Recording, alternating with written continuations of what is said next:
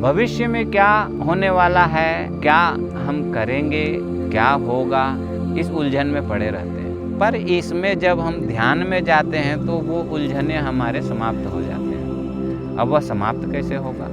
होता क्या है, लोग अपने लक्ष्य बना लेते हैं और लक्ष्य बनाकर उलझन में पड़े रहते हैं। क्यों? क्योंकि लक्ष्य के पीछे ही भागना है। जैसे मान लीजिए कि मुझे किसी चीज़ का एक सर्टिफिकेट चाहिए, तो लक्ष्य क्या हो गया? सर्टिफिकेट। तो वह तो बाज़ार में भी मिल जाएगा। एक सर्टिफिकेट के ऊपर हम कुछ पैसे खर्चा कर देंगे और वैसा एक मिल जाएगा हमें। पर हमें क्या सिर्फ सर्टिफिकेट चाहिए? वह शिक्षा नहीं चाहिए जिससे से संबंधित वह प्रमाण पत्र है? तो हमें निर्धारित करना है कि हमें सिर्फ लक्ष्य चाहिए या लक्ष्य से जुड़ा हुआ हमें ज्ञान भी चाहिए, बुद्धि भी चाहिए, उसमें विवेक भी चाहिए।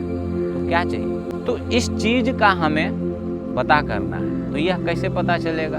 तो मान लीजिए कि हमें कुछ करना है, जैसे हमें एक फुटबॉल प्लेयर बनना है। तो एक फुटबॉल का खिलाड़ी बनने के लिए कौन कौन सा मेहनत किया जाता है, शारीरिक क्षमता कैसे बढ़ाया जाता है, कैसे बॉल के पीछे भागने का जो टेक्निक होता है उसको सीखना पड़ता है, कई साल बिताना पड़ता है, अपने गुरु के पास रहकर उस शिक्षा को पाना होता है, तब जाके उस बॉल से संबंधित, उस खेल से संबंधित, उस मैदान से संबंधित हमें जानकारी पता चल जाता है। और जैसे ही हमें पता चलता है तब जाके हम लक्ष्य पाने के लिए फिर तैयार होते हैं। तो आप यहाँ पर समझ सकते हैं कि किस तरह से वो खिलाड़ी अपने आप को तैयार करता है और वो तैयार करने के बाद वो ये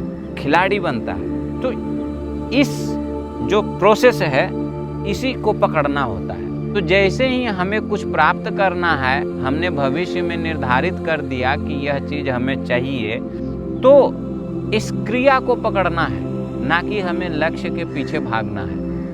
लक्ष्य के पीछे हम जैसे ही भागना शुरू करेंगे तो वो तो हम छल कपट से भी जा सकते हैं, लेकिन जब हम प्रोसेस में आएंगे तब हम वो चीज़ें नहीं कर सकते।